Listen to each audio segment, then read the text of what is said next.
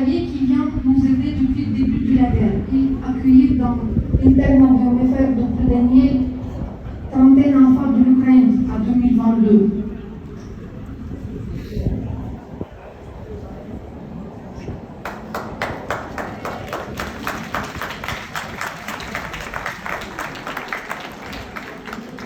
Merci, Sylvana.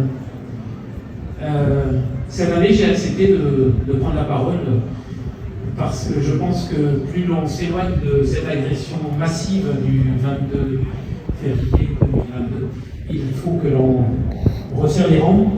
Et c'est à ce titre que j'ai accepté de prendre la parole à l'invitation de Sylvana et des responsables d'Heroes Ukraine.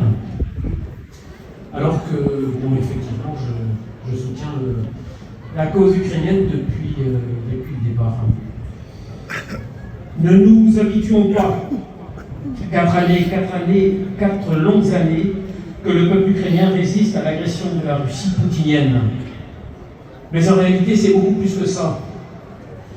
1994, l'Ukraine abandonne l'arme nucléaire en échange de garanties de sécurité. 2004, le peuple ukrainien affirme son choix démocratique. 2014, Maïdan, l'annexion de la Crimée, la guerre dans le Donbass. Et le 24 février 2022 est une date qui ne surgit pas de nulle part. Cette offensive s'inscrit dans une volonté constante d'affaiblissement de l'Ukraine et de remise en cause de sa souveraineté. Ce qui devait être réglé en 3 semaines dure depuis 4 ans. L'Ukraine souffre, l'Ukraine plie, mais l'Ukraine ne rompt pas. Une guerre d'agression, une résistance admirable. Contrairement à l'image d'invincibilité que le Kremlin cherche à projeter, la Russie n'a pas gagné. Elle s'enlise. Elle paie un lourd tribut humain et économique à l'obsession impériale de son dirigeant. Les conséquences sont incommensurables. Morts, blessés, déportation d'enfants, exécution de civils, bombardement d'infrastructures énergétiques, torture documentée. Ces crimes ne disparaîtront pas.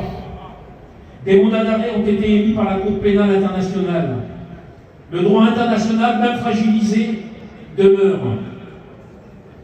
Les Ukrainiens se battent pour leur liberté, pour leur dignité, pour le droit de choisir leur avenir, y compris celui de regarder à l'ouest. Et ne nous y trompons pas, ils se battent aussi pour la nôtre. La guerre en Ukraine est un test existentiel pour l'Union européenne. Les ingérences, la guerre hybride, la désinformation visent à affaiblir nos démocraties de l'intérieur. Depuis le désengagement américain, une évidence s'impose. Si l'Europe ne prend pas sa sécurité en main, personne ne le fera à sa place. Aucun État européen isolé n'a la masse critique suffisante face à une puissance continentale comme la Russie. L'Union européenne n'est pas parfaite, mais elle est un espace de droit, un espace de solidarité, un espace de puissance régulée. Les faits récents le rappellent. En ce début de semaine, Orban a de nouveau bloqué un paquet d'aides européennes à l'Ukraine au Conseil de l'Union européenne. Au Parlement européen, plusieurs eurodéputés d'extrême droite ont voté contre un prêt massif destiné à soutenir l'Ukraine. Ces votes existent, ils engagent leurs auteurs. Affaiblir l'Union européenne, c'est affaiblir la capacité de résistance du continent européen. L'unité européenne est une condition de crédibilité dans un monde redevenu brutal. La guerre en Ukraine, c'est aussi une guerre qui détourne l'avenir, et notamment le coût qu'elle va engendrer sur le plan climatique. Des ressources colossales détournées vers l'effort de guerre, des infrastructures détruites, reconstruites, des années perdues dans la transition énergétique. Chaque missile, chaque incendie, chaque reconstruction aura un coût carbone considérable. L'urgence climatique n'a pas disparu, elle est reléguée. Un jour, il faudra compter les vies, compter les crimes, compter les années perdues.